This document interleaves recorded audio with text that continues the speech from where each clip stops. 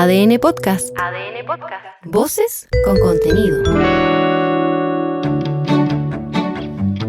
Somos iguales, somos diferentes. Somos 19 millones de temas por conversar. Somos País ADN, con Aldo Schiapacase y Piedad Vergara. Cosas buenas de las vacaciones de invierno de los niños, digámoslo, el tráfico. Sí. Sobre todo con el frío. ¿Les da pena sacar a sus hijos con frío a la calle? Pena, sí.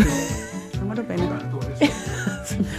A Rodrigo no le da pena. No, a mí me da pena. No, pero es que siempre cuando me lo dicen, como que alguien me dice, oye, lo voy a sacar con este frío, y como que, no es que no me dé pena, pero siempre digo, chuta, no lo había pensado, como que el frío es parte de la vida. Es verdad, es verdad. Parte de la experiencia escolar, además, como, siempre he dicho que es como lo único que trasciende la experiencia escolar de todas las generaciones, de todos los colegios, de Cuando todos uno los se le liceos. quemaba el delantal en la estufa. De eso me acuerdo yo. Y queda como crujiente atrás el delantal. Sí, Porque uno porque se entre otras cosas, digamos. O sea, el jumper, todo así, Los achurrucado. cuellos de polar hasta acá. Se ven solamente sí. los ojos. Eso, yo tenía estufa de utilería en el colegio, me acuerdo que le poníamos como papel para prenderla, ¿cachai? Como porque no funcionaba. Entonces, como parte de la... Eso hacíamos con amigos historiadores, que es como parte de la experiencia escolar en Chile. Bien. No, O sea, esto tiene una base histórica, un problema histórico. ¿no? Arrastrando el bolso. Y era parafina, ¿no? Chila. Es que realmente yo creo que eran de utilería en serio. Yo creo que esas estufas no se prendieron en mis 14 años de vida escolar. Como que no se podían prender. Entonces las prendíamos nosotros. Les poníamos papel, prendía y te ponía ahí una fogata en el fondo. Básicamente. Protegía, básicamente. ¿Ves lo peligroso? Y tenía protección esta Había que fogata. había que cambiar el filtro. Pero mi aporte escolar con la estufa a parafina, en una época que absolutamente distinta a la de ustedes, es que yo llevaba el eucaliptus para el tarro. Claro. Clásico. Clásico. Ya. Tenía de eso en mi casa. Un tarrito con eucaliptus para que salga el olorcito. Y Pero despejar a como las ahí yo vías. prefería las cáscaras de Respiratorio. naranja. También. Era mejor el eucaliptus. ¿Tú crees? A mí me gusta más la cascarita de naranja, parece. Experiencias invernales. En gustos, colores. Con frío. Todo muy natural. Empezando el invierno. Todo Sí, muy no tiene natural. ningún sentido comprarles polo a los cabros chicos y comprar en febrero el pasamontaña y esas Claro, cuestiones. entonces uno se acuerda si no hay ahora un que no le saco. compró. Pero ¿cómo no se va a... Exacto. Pues, O que usan el polerón y les queda la mitad al codo. Claro. Todo chico. por eso. ¿Para qué he comprado todas esas cosas si no...? Y un invento nuevo porque no existía en mi época es la primera capa, La primera capa, sí. que también cuesta Pero los ponerla. calzoncillos largos no cuentan como primera capa. Sí, pues claro El que sí. calzoncillo largo hoy día es distinto. Pero es en más tu época deportivo. estoy preguntando. En mi época, no era, primera capa de Los ajustar el calzones cuerpo. de lana. El calzoncillo chiteco no calificaba como primera capa, era calzoncillo. No era ajustado el cuerpo. No era, exactamente. Era Gualala. Yo quiero saber, Sebastián Bowen, ¿cuál es su condición en el día de hoy, Sebastián? Está con primera capa, ¿sí? Sí. Primero tenemos que agradecerle y felicitarlo porque en un gesto de solidaridad con el resto del panel, Bowen está en estos momentos rodeado de virus y por lo tanto ha decidido contactarse con nosotros a través de los sistemas modernos que ha implementado ADN. Hola, No Sebastián. no es así, Aldo. No. ¿Cómo estar rodeado de virus en este momento? Estoy aquí en un cuarto, en mi oficina, en el hogar, y lo estoy mirando atentamente, pero sí tengo mi familia enferma, por lo tanto no pude estar, y lo que más lamento es no poder gozar del café que tú todas las mañanas nos preparas, Aldo, de manera con tanto cariño. Hicimos un cachipún con... A ver, ¿quién te imitaba? Dime ¿Ya? ¿Y quién ganó? Dime que ganó Mayorga. No, te conectaste vía Zoom. No No, yo me había ofrecido, amigo, para que estuvieras presente de alguna forma, pero veo que prefiero esto, definitivamente. No te gusta hacer el positivo. Me intrigas, Rodrigo, en todo caso. Me intriga. Tenía preparado un montón de comentarios positivos y alegres de cómo es. Viendo el lado bueno de la vida. Viendo el lado bueno de la vida. Como siempre. Estamos hoy día con Luz Poblete, psicóloga de la Universidad Católica, magíster en Comunicación Política y Asuntos Públicos de la Universidad Adolfo Ibáñez y secretaria general de la Facultad de Economía, Negocios y Gobierno de la Universidad San Sebastián. Luz, bienvenida. Feliz de estar acá con frío, pero aquí calor de panel. Totalmente. Rodrigo Mayorga, profesor, historiador y antropólogo educacional, director de Momento Ciudadano. Rodrigo, bienvenido. Muchas gracias. Y Sebastián Bowen, sociólogo y director ejecutivo de Déficit Cero. Bienvenido, Sebastián, a la distancia. La distancia, gracias. Rodrigo, habitualmente tratamos de partir el programa con ánimo positivo, con Con Bowen, básicamente. Sí, pero hoy nos resulta particularmente difícil por lo que ha acontecido en San Bernardo, este asesinato de un niño de 12 años en medio de un portonazo. Una encerrona. De una encerrona. Lo que una vez más pone en el centro de la atención pública un tema que se politizó en la instalación del gobierno, con la designación de la ministra, con el cambio de gabinete, pero fundamentalmente volvemos a aterrizar ahora con el tema de la seguridad, a lo que hay que agregarle necesariamente los anuncios de bomba ayer y un montón de cosas más, pero conmueve, irrita y de alguna manera nos obliga una vez más a referirnos al tema que muere un niño de 12 años. Sí, yo creo que indigna, frustra, ¿no? Son este tipo de cosas que además son bien inexplicables y bueno, ¿para qué decir? Para todo, para un mundo adulto que tiene contacto con niños, sea por hijos, sobrinos, estudiantes, es muy difícil que uno no lo visualice en eso. Y nos devuelve uno de los temas con respecto a la seguridad de dónde debiera o dónde está muy preocupada la ciudadanía del foco, que tiene que ver con esto. Crímenes de alta connotación social, que son en el fondo crímenes muy brutales, muy violentos o que terminan en situación de muerte. Y aquí hubo un momento que yo creo que incluso antes de las campañas y todo el cuento, años atrás, yo diría que hubo un momento que fue bien importante de donde se perdió bastante la discusión porque por un lado se discutía mucho el tema de la inseguridad y cómo venía aumentando. Por otro lado se decía no, la inseguridad no viene aumentando porque cuando uno veía las cifras generales efectivamente eso no era así. Entonces se decía bueno, lo que pasa es que son este tipo de crímenes que son más espectaculares, que son más visibles, que hacen más ruido los que están aumentando. Y de alguna forma se perdió de foco la importancia de esos crímenes. O sea, en el fondo se pierde de foco que el tema de la seguridad tampoco es un tema de estadísticas, no un tema de números, es un tema de cómo las personas se sienten en relación a su entorno. Obviamente eso tiene que ver con factores objetivos, pero este tipo de elementos de crímenes que impactan de esta forma y del cual uno siente que cualquiera le podría pasar, también son particularmente relevantes. Porque es cierto, puede que uno los mire dentro del conjunto y diga, sí, son excepcionales, no es algo que está pasando todos los días, gracias a Dios, pero basta que exista una mayor probabilidad de que pase para que nos sintamos todos mucho más preocupados y estemos mucho más molestos, indignados, frustrados, asustados. Entonces, creo yo que aquí hay una pregunta muy importante en torno a cómo evitamos también esto. Así como hay temas que buscan reducir la sensación de inseguridad a nivel general, también qué pasa con estos casos límites, que son justamente los que menos queremos que pasen, los que más deberíamos evitar que pasen, más todavía cuando hay infancia involucrada. Sin duda, Luz.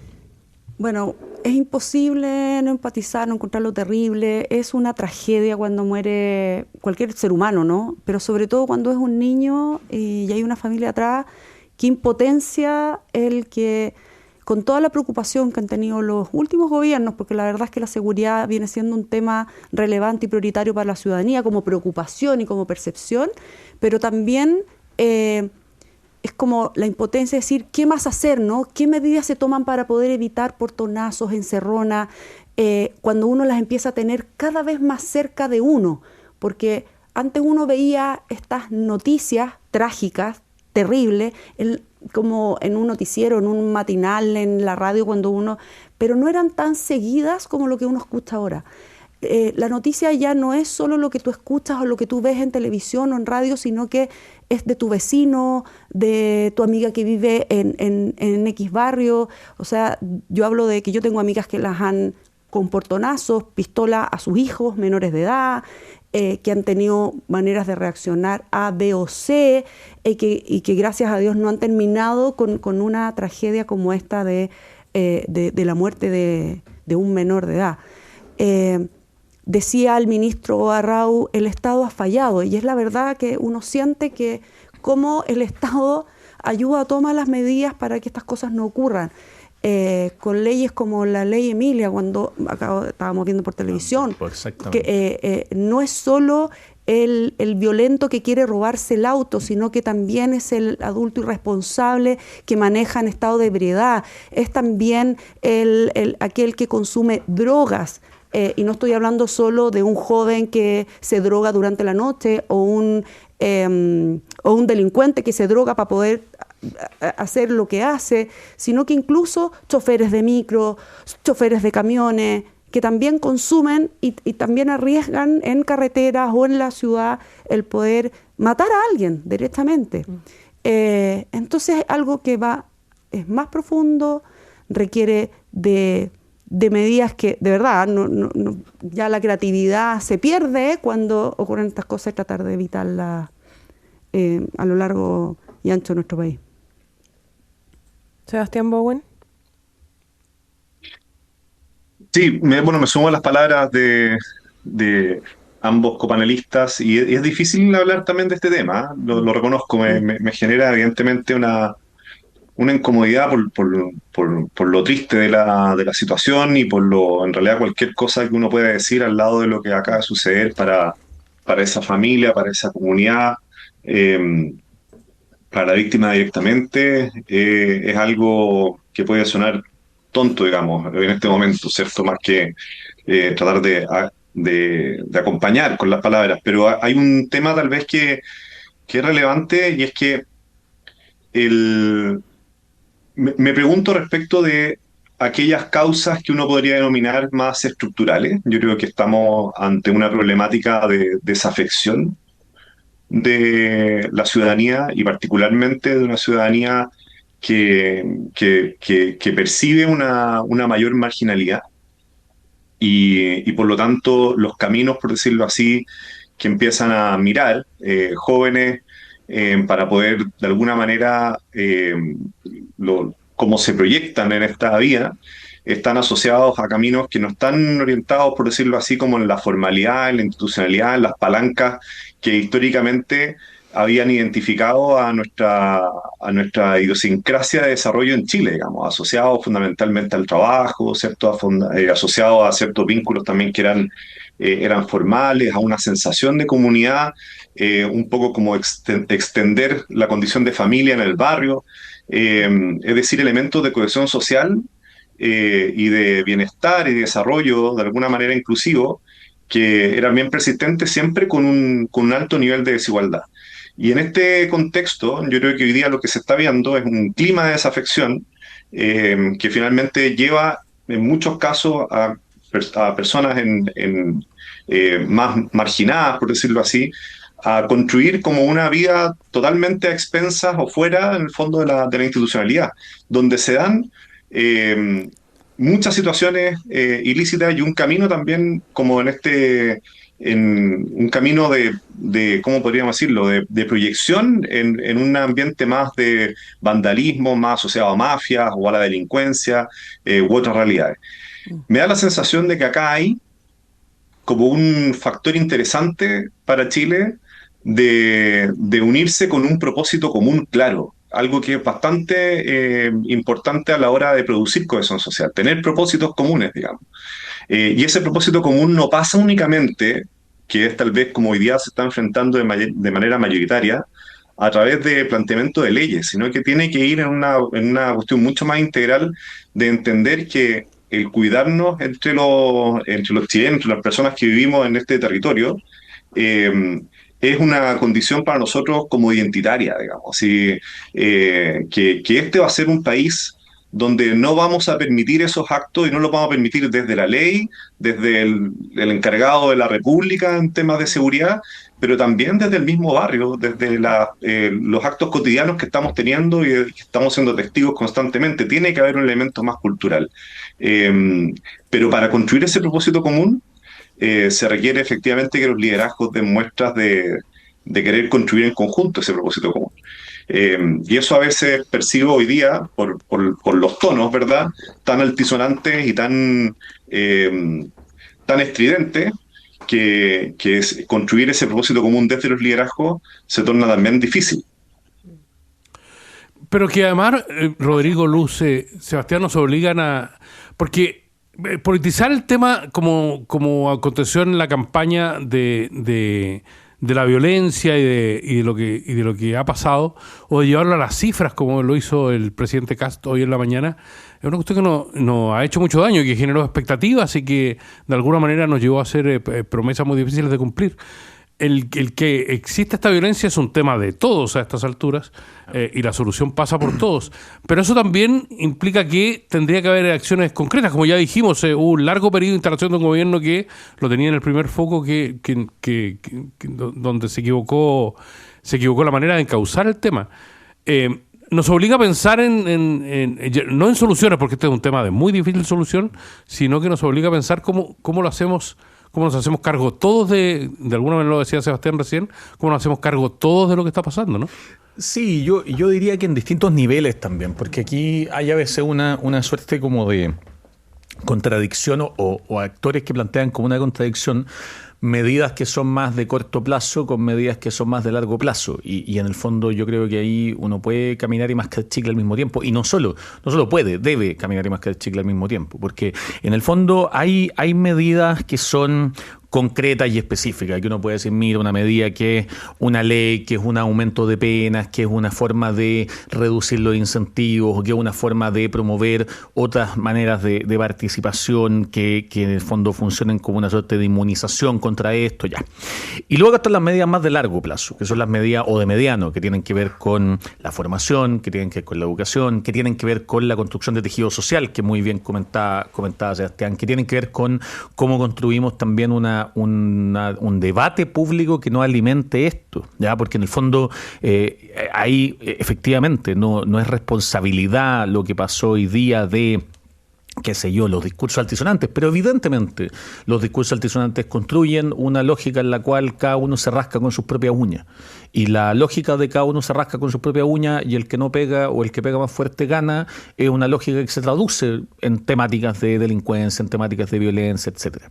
Evidentemente esos son cambios que son mucho más de fondo y mucho más de largo plazo y no son excluyentes ni contradictorios con lo otro. Yo creo que nosotros a veces tenemos en estas temáticas que tienen que ver con delincuencia, con control, lo vemos también incluso en discusiones a nivel escolar, por ejemplo, como que hubiera una suerte de contradicción entre la medida como de corto plazo y la medida de largo plazo, como si fueran lógica más partidista, ideológica, y pueden ir de la mano. Entonces la pregunta es, bueno, ¿cómo nos hacemos cargo de manera, por ejemplo, Luz comentaba este otro caso de este tipo detenido, controlado por andar a 260 kilómetros por hora en una clara situación de poner en riesgo, a una cantidad enorme?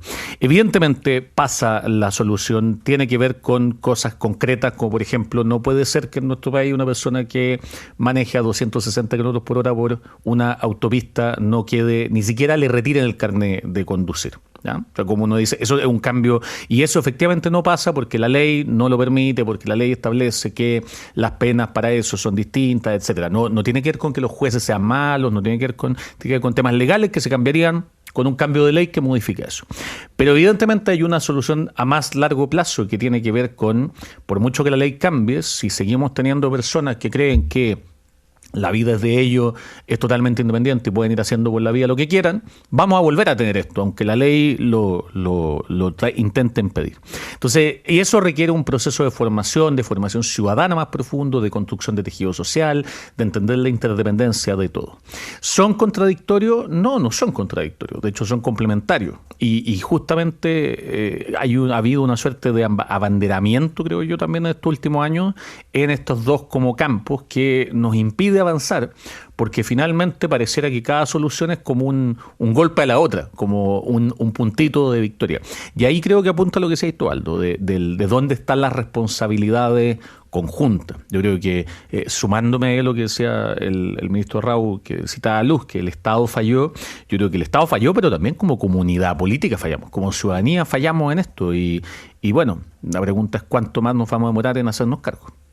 Sí, ahí para complementar, claro, estamos de acuerdo acá de que la conversación va en dos niveles, ¿no? Uno es la cultural, cuánto hemos permitido también la violencia en distintos estamentos de la vida, ¿no? Desde dentro de la sala de clase, en relación a la convivencia escolar, incluso a la familiar, ¿por qué no decirlo? Y luego en la de las calles, luego en la de las protestas, cuánto se criticó la manera en que la izquierda validaba de alguna manera la violencia como un método para hacer presión política, ciudadana. ¿Te fijas? Entonces, creo que eso también te habla de que acá hubo un cambio cultural de vivir en comunidad, de vivir en el barro, de poder jugar hasta tarde, de verdad, en la noche en la pelota, y ahora venir a encerrarse, poner rejas, poner cercos eléctricos, poner alarma. Al final el que se encierra es el ciudadano y no el delincuente. Bien cliché lo que digo, pero real. Finalmente, la violencia incluso en la manera en que tú te refieres cuando discutes de política, cuando yo te trato de todo, cuando piensas distinto a mí, esas también son formas de violencia. La escalada que ha habido, porque ha habido una escalada de violencia, culturalmente hablando. Y el otro ámbito es el institucional, ¿verdad? Que pasa porque en Chile no existen políticas de Estado. Y no solamente en este ámbito, en muchos ámbitos que son transversales. Aquí mucho depende de cuál es la temperatura, de que si viene un gobierno laxo con respecto a la violencia, ¿verdad? O viene otro rígido respecto de la violencia o estridente respecto de eso. Entonces vamos polarizando un tema que debe ser transversal y que efectivamente yo ahí sí rescato otras frases del ministro Arrau, ¿verdad? Cuando recién asume, cuando dice aquí ya existe una política de seguridad, tomemos esa, la materialización, la implementación, los matices que puede haber entre uno y otro, pero existe una base que no podemos estar derrumbando cada vez que cambia el gobierno, porque efectivamente esto es un tema de todo y hay cosas que transversalmente se pueden hacer y se puede estar de acuerdo. Entonces, a veces sí hay que rescatar de la institucionalidad y de la política la manera en que sí avanza en temas que son transversales para todos. El presidente Gabriel Boric tuvo que dar vuelta a su programa de gobierno a propósito del que el tema de la seguridad pública era un tema candente y muy prioritario para la ciudadanía.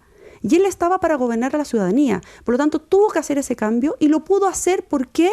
Porque hubo una oposición que entendió que al menos en ese tema no podías estar quitándole la sal, el agua, el aceite, todo para que no avanzara un gobierno en particular.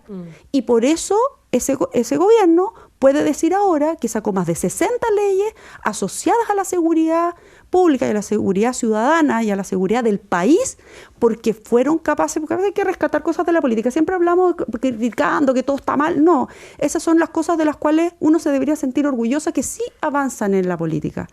Y este gobierno tiene que hacer lo mismo respecto del cambio que hizo rápidamente el ministro de Seguridad, porque es su tema prioritario, basó su campaña en eso, a diferencia de Gabriel Boric, que no tenía ni un párrafo en su programa de seguridad y tuvo que meterse de lleno en eso.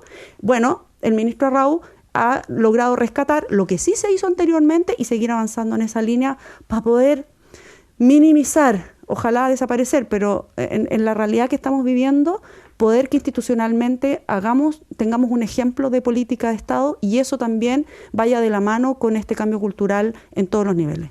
Te autorizamos a hablar sobre la música, Sebastián, porque queremos hablar en el segundo bloque de la acusación constitucional, porque yo, al igual que Rodrigo, me asusto. Acabo de escuchar a Franco Parisi en la entrevista que le hicieron Mauricio y Paula hoy por la mañana. Y la primera medida que viene desde la política o desde alguien que tiene una responsabilidad determinada es: hagamos la caso a los alcaldes y saquemos a los militares a la calle. Es decir, en estos tiempos, claro, viene el ofertón de medidas que parecen también medidas descabelladas, ¿no? Sí, alcanzo a comentar, ¿o no? Sí, alcanzo. Sí, por eso. ¿Tienes un permiso especial? ¿Tienes salvoconducto para hablar sobre la música hoy? Mira, yo encuentro tremendamente lúcida en ese sentido la cuña que hace el ministro Arrau. En el fondo acá el Estado falló. Uno podría decir particularmente que el Estado tiene como tres principales labores, ¿cierto? Una dirección, o sea, mostrar una dirección al país. Por eso yo digo, falta de propósitos comunes que traigan cohesión social. El Estado tiene que ser el primer guaripola de eso, digamos. La segunda es articular, y para articular necesitas construir puentes, digamos, no zanjas, por decirlo de manera metafórica o hiperbólica, no sé cómo le llamemos. Y al mismo tiempo, el Estado tiene el rol de proteger. Y lo que aquí está pasando, y cuando se ven episodios de violencia de este nivel, ¿verdad? Es una sensación, y empalmo con lo que decía Rodrigo, de que, bueno, en realidad está la cancha abierta para que cada uno se rasque con sus propias uñas. Y el Estado es el que pone las normas, el Estado es el que tiene el monopolio justamente de la fuerza, el Estado es el que puede generar algún nivel de orden a través de sus distintas reparticiones, ¿verdad? De institucionalidad, finalmente, de normas. Y ahora me parece que es, por eso digo lúcido, porque incluso puede ser algo paradojal, que se apele a que el Estado falló. No es acá, la cuña no es en el fondo, esto es lo que pasa cuando el Estado se mete, ¿ya? Acá la cuña es el Estado falló, o sea, el Estado tenía un rol, tiene un rol de proteger, de poner orden justamente, de constituir ciertas normas, de coordinarnos, articularnos, dirigirnos. Y en ese planteamiento el Estado está fallando, el Estado es necesario, por lo tanto. Y en un gobierno que en otros momentos ha tenido declaraciones más bien orientadas a una liberalización más extrema, por ejemplo, o sacar al Estado de elementos básicos, en el fondo, en la discusión, yo encuentro que esto cae por su propio peso, por decirlo así, de que para construir sociedades prósperas, construir sociedades que efectivamente se erijan en paz, digamos, con normas claras, es altamente necesario un Estado eficaz y eficiente, pero finalmente un Estado que dirija, articule y proteja. Y eso no es de corto plazo, no es rápido, no es inmediato, y como bien dices tú, Aldo, vamos a encontrarnos con harta parafernalia en este esquema, y uno tiene que llamar siempre a la racionalidad, lo cual yo creo que es el gran llamado en este momento a todos los debates que se están teniendo. Racionalidad. En un momento en que todo es, por decirlo así, visceral, vía redes sociales, vía galerías, vía todo.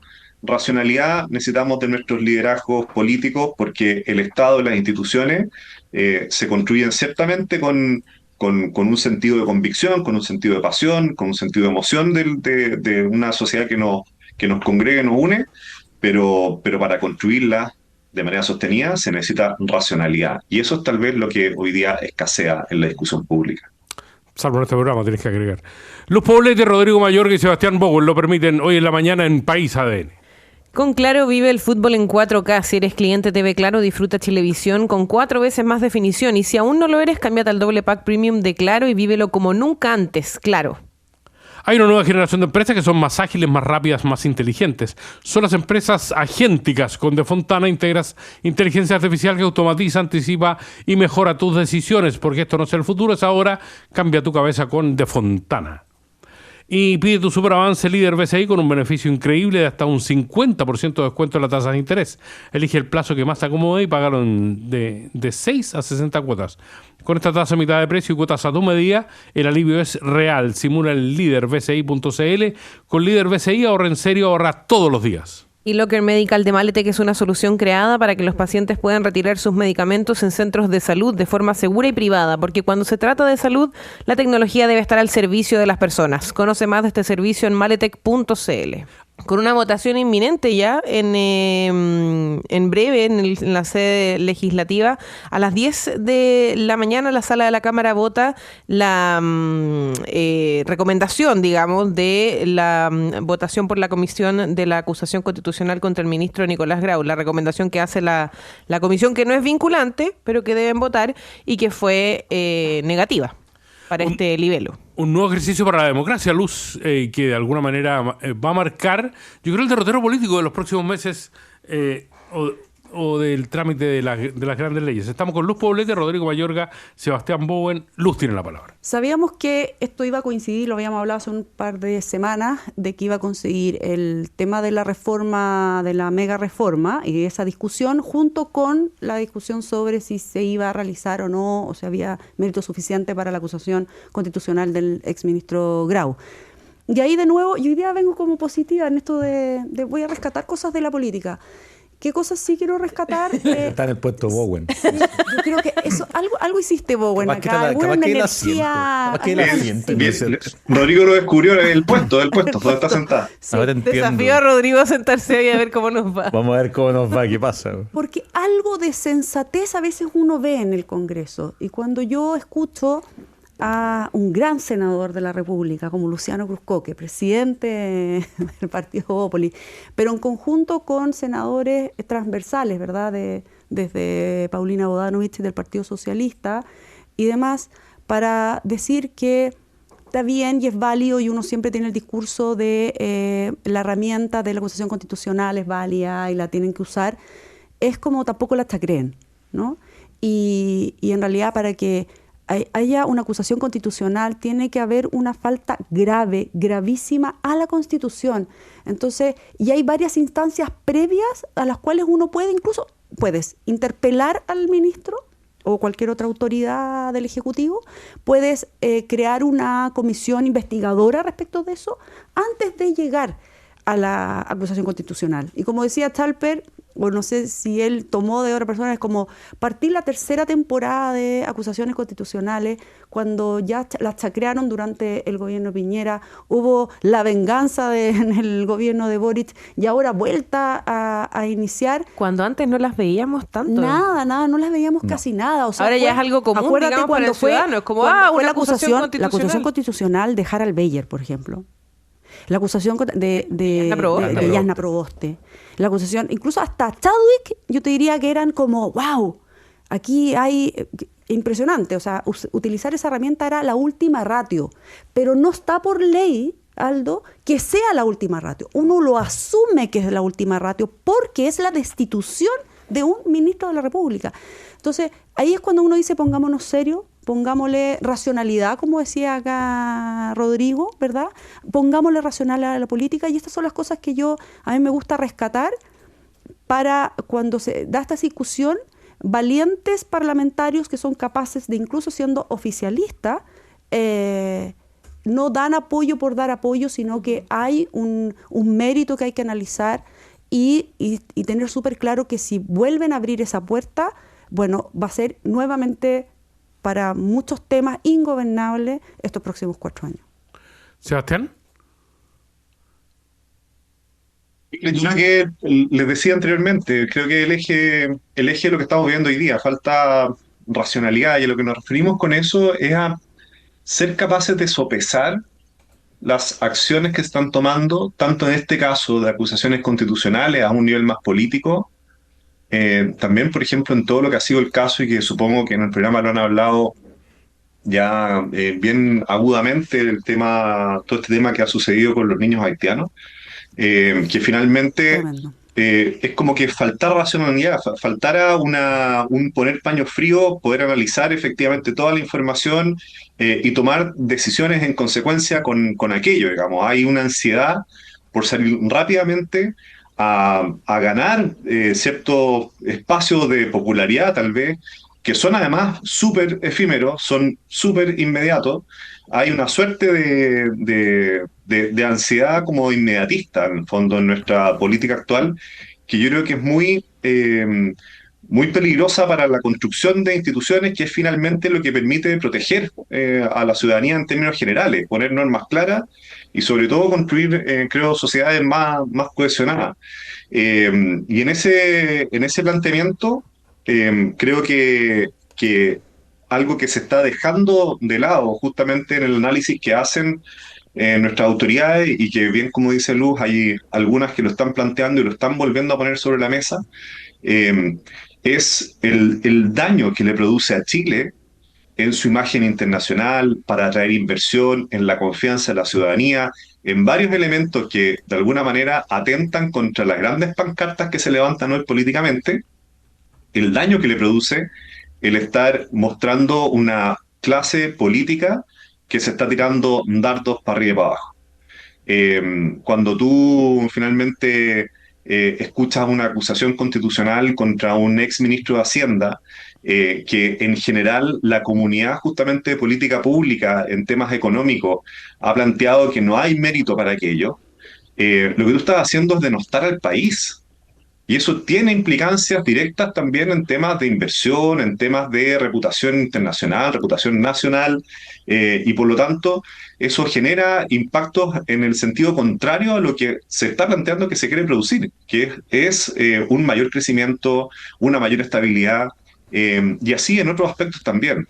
Por lo tanto, yo invitaría, en el fondo, tomando las palabras de Luz, a tomar un poco más de racionalidad el debate público, el debate político. Me sumo a las palabras de felicitar justamente a aquellos parlamentarios que están tratando de plantear elementos más transversales, nuevamente propósitos comunes, que estén dispuestos también a aguantar de alguna forma los golpes que vienen de este inmediatismo rápido, ¿cierto?, en búsqueda de popularidad y con palabras estridentes, porque creo que de eso vamos a necesitar más. Eso tal vez hoy día es lo más novedoso y eso es lo que más está alineado con los desafíos que necesitamos, particularmente los temas asociados a inversión, economía, crecimiento y también temáticas asociadas a seguridad y cohesión social. Rodrigo Mayorga. Yo lo dije hace un par de semanas, creo, acá. Yo creo que hay que parar la tontera. Y con esto es tontera. O sea, no puedo ponerlo más elegantemente porque en el fondo efectivamente hemos visto primero un cambio en los comportamientos de las acusaciones constitucionales, que yo creo que parte primero, las mencionamos hace un rato, con lo que ocurre en su momento con Harald Beyer y con Jasna Proboste. Yo creo que son los dos primeros ejemplos como de acusaciones que llegan y que son golpes políticos, digámoslo de forma bien clara. Y luego empieza esta fiesta de la acusación constitucional. Claramente en los dos gobiernos anteriores como una forma de, no una última ratio, sino que un mecanismo normal, común, de gallito político, etcétera. Y en el fondo la única posibilidad de que eso se detenga tiene que ver con, evidentemente, que una oposición lo pare, o sea, que una oposición diga yo ya no lo hago más. Lo que pasa es que en este caso tenemos esta situación de los últimos 6 meses que marca un presente muy malo porque es el oficialismo el que lo está haciendo y por lo tanto efectivamente deja a la oposición como, de nuevo, como más herida o más enrabiada y por lo tanto la posibilidad de que esto siga ocurriendo es alta. Ahora hay aquí dos cosas que yo creo que son súper importantes. Hay una primera, y volviendo al tema que estamos hablando hace un rato de lo de corto plazo y lo de largo plazo. Primero hay algunas cosas que son institucionales. Hay una, partiendo, hoy día es más fácil acusar constitucionalmente a un ministro que interpelar a un ministro, ¿ya? Según la Constitución, los diputados pueden interpelar con 1/3 de sus miembros, lo que nos da unos 50 y tanto, pero pueden acusar con no menos de 10 y no más de 20. ¿Ya? Entonces, ahí hay una cosa que institucionalmente es poco coherente. O sea, cómo finalmente el Congreso tiene el nivel para poder acusar está más bajo. Eso tampoco es coherente con lo de última ratio. Algunos parlamentarios estos días justamente han estado planteando y proponiendo modificaciones a la Constitución que permitirían, por ejemplo, cambiar esto. Eso es una solución de corto plazo, ¿ya? Ahora, las soluciones de largo plazo tienen que ver con temas que se relacionan con nuestra cultura política, ¿ya? Con quienes elegimos y con lo que le exigimos a quienes elegimos. Yo miraba ayer, me sorprendió mucho porque a propósito de toda la polémica que causaron las declaraciones del diputado Chalper, que fue acusado de todo habido y por haber, y que yo creo que hay que reconocer, comparto aquí con Sebastián y con Luz, que las valentías hay que reconocerlas porque ir contra el grupo propio en ciertas cosas, y a veces no en política. Y a veces ni el propio, porque hasta Pamela que Giles resucitó la derechita cobarde, Pamela Giles. Totalmente, o sea, hasta Pamela Giles se tiró ahora en contra, entonces es como una... Pero una cosa que me sorprendió mucho fue unas declaraciones del diputado republicano Luis Sánchez, que de hecho fue el único que en la comisión votó a favor de esto, que lo calificó, voy a citar, como un lamentable error que Chalper no apoyara al nivel acusatorio y, según consigna Biobío, el parlamentario sostuvo que quien vote en contra será cómplice de normalizar la mediocridad extrema. No me voy a meter porque no soy economista, los economistas ya han dicho bastante, la Comisión Fiscal Autónoma, todos han hablado de los cálculos de Grau, yo no soy economista como para pasarlo, pero incluso si el diputado tuviera razón y esto fuera una situación de mediocridad, de nuevo, hay que volver a la Constitución. La Constitución, la acusación constitucional, la tengo acá, tiene que ver con ministros de Estado que comprometen gravemente el honor o la seguridad de la nación, que infringen la Constitución y las leyes, que dejan leyes sin ejecución o que cometen delitos de traición, concusión, malversación de fondos públicos y soborno. Que un diputado de la República diga así de tranquilo como en el fondo, porque lo que está diciendo aquí es esta acusación es por mediocridad, ni siquiera metiéndonos al juicio de si esto fue mediocre o no fue mediocre, imaginemos que lo fuera, démosle el punto, nos muestra que en el fondo hay un desparpajo. O sea, en el fondo aquí no es alguien por lo menos tratando de convencernos de que lo que está haciendo es porque hay un delito y por lo tanto tiene que ver con esto, o que esto comprometió el honor o la seguridad de la nación, ¿ya? Aquí claramente está diciendo, la pega se hizo mal y como se hizo mal, yo voy a acusar. Y eso, en el fondo, es un problema de cultura política que no nos va a arreglar ningún cambio de corto plazo y que necesitamos, en el fondo, y ahí como ciudadanía, empezar a exigir. Y tenía una pregunta, aprovechando, Rodrigo, tu expertise también en el tema. Muchas veces estuve revisando también la ciudadanía, las personas comentando en redes sociales sobre esta noticia. Ni siquiera algunos entienden en realidad qué significa acusar constitucionalmente a Nicolás Grau, ahora que ya no es autoridad ni ministro. Lo que pasa, claro. Porque cuando está dentro del gobierno uno entiende, sale y todo un tema, pero cuando ya no es parte de un gobierno, ya no es la autoridad, como que la misma ciudadanía queda así como, bueno, ¿y para qué todo este show? Lo que pasa es que tiene una implicancia... Margen de tiempo para poder acusar. Exacto. O sea, primero, claro, hay un tiempo posterior... Es que bueno explicarlo de repente. Hay un tiempo posterior a la acusación. Entonces uno tiene efectivamente un gobierno que sale. De hecho, esta acusación se ingresa justamente en los límites, porque después de esos límites ya no se puede acusar, número uno. Ahora, dado que efectivamente la consecuencia más visible de una acusación es la destitución, la pregunta que es muy válida, bueno, ¿de qué sirve acusar a alguien de un gobierno anterior? Y yo diría que hay dos razones fundamentales por las cuales serviría o tendría algún efecto relevante. La primera, que es muy concreta, es que la acusación constitucional te inhabilita para postular a para ejercer cargos públicos, ¿ya? Entonces, en el fondo, una persona queda 5 años inhabilitada. Lo que significa que, por ejemplo, no es el caso, pero si se acusara al expresidente Gabriel Boric, el expresidente Gabriel Boric no podría volver a postular, por ejemplo, a la moneda. Ojo que ahí hay un tema muy importante, porque hay un incentivo a que la acusación sea una forma de bajar candidatura a futuro de esta manera, por medio del Congreso. Pero ese es un impacto. Entonces, efectivamente... eso también puede tener alguna implicancia. Me acuerdo, por ejemplo, algunos ministros, algunas acusaciones de ministros que ya habían salido, que estaban muy preocupados o que podía generarle muchos problemas porque eran funcionarios, por ejemplo, académicos de la Universidad de Chile. Entonces, tú no puedes tener cargos públicos. Entonces, eso tenía una implicancia súper directa en su trabajo, más allá de que nadie estuviera pensando en eso. Entonces, eso tiene un impacto primero muy claro. Si la persona no va a volver a la política o no tiene cargos públicos, en verdad, para efectos prácticos, no le impacta directamente. Queda en el historial. Queda en el historial. Pero hay otra cosa que obviamente es muy relevante y que yo creo que es la razón por la cual esto ocurre, que instala relatos. En el fondo instala relatos. Cuando tú acusas constitucionalmente a alguien, y yo creo que ahí tanto la oposición del gobierno de Gabriel Boric como la oposición del gobierno de Sebastián Piñera, del segundo, construyeron esto de esa manera también. En el fondo, las acusaciones tenían que ver con instalar relatos sobre, en muchos casos, hay algunas que fueron... Que tenían caos y todo, pero en muchos casos instalar relatos sobre la conducción de la política pública. Con la pandemia lo vimos de forma muy, muy clara, luego con temas también de economía y de gestión dentro del gobierno de Gabriel Boric. Entonces instala un relato y para una parte del gobierno, del oficialismo, no ese del gobierno, esto del oficialismo, porque aquí él está en el Parlamento, que yo creo que ha insistido con este relato de todo lo que se está haciendo es porque el gobierno anterior lo hizo todo mal.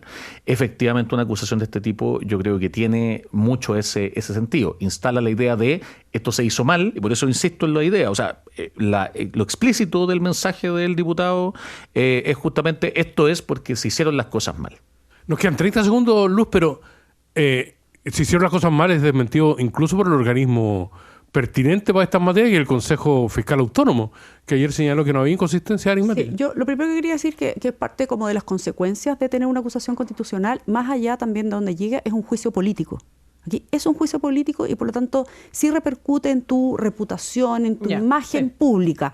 Y eso independiente de que incluso ahora votaran en contra y no pasara nada, igual queda tu hoja de vida política queda marcada. Hasta en Wikipedia. Hay una lista en Wikipedia, yo la uso para calcular estas cosas. Sí, y con respecto a si hay mérito suficiente, tampoco hay que ni santificar ni satanizar lo que pasó. Efectivamente, hubo muchos errores de cálculo. Y eso ya está comprobado. Errores que, por supuesto, que en contextos post-pandemia, con crisis económica mundial, aquí lo que se estaba juzgando finalmente si había dolo una cosa es dolo para maquillar el presupuesto de la nación, ¿verdad? Sí, y otra cosa distinta es cometer errores, hacerlo en forma mediocre, que efectivamente el país quedó tremendamente endeudado, porque sabemos que no hubo una ciencia exacta, y por eso también están todos los analistas. Yo no quiero con esto defender mucho de la gestión, porque me gusta la gestión y tampoco soy un economista, pero sí, en el caso nuestro, que dentro de la Universidad de San Sebastián está el Centro de Políticas Públicas, donde se hizo mucha sugerencia respecto de cómo poder ayudar al gobierno anterior y lo hizo el Consejo Fiscal Autónomo, ¿no? Que dio varios consejos respecto, varias recomendaciones, y para eso está, y no las tomaran en cuenta, sí hay algo que analizar, evaluar y por supuesto, criticar. Pero me quedaría hasta ahí versus este juicio político que solamente termina enlodando, ¿verdad?, ya un funcionamiento público que deja bastante, y político especialmente, que deja bastante que desear. Es que es muy distinto, para 5 segundos, que es muy distinto, exacto. Tú puedes criticar, para eso existe el espacio como el que estamos ahora, pero esto no es el Congreso de la República. El Congreso de la República no está para, en una acusación constitucional, para hacer un juicio político frente a situaciones de alta gravedad. ¿En serio? Y la puerta que ya se abrió y que con esto como que se deja puesta con un tope, es súper peligrosa para la democracia en su conjunto. Pucha, desgraciadamente tengo un solo salvoconducto para hablar sobre la música, Sebastián, así que si tienes algo que aportar, pídeselo a la Piedad. No, está bien. Cuando tú decías hablar sobre la música, yo siempre pienso que me estáis preguntando qué opino de la música. Entonces no sabía qué responderte. Tienes que hablar en el así lenguaje que no radial. tengo más que decir.